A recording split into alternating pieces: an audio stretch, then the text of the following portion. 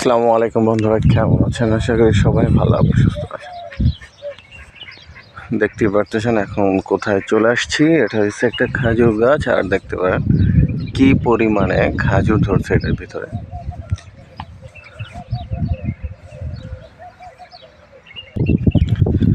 অনেকের ইচ্ছা হয় যে সেখানে 2-4টা খাজুর গাছ লাগায় বাড়ির আশেপাশে বা অনেক জায়গাতে। আমাদের দেশে প্রায় অনেক লোকই আছে এরকম খাজুর গাছ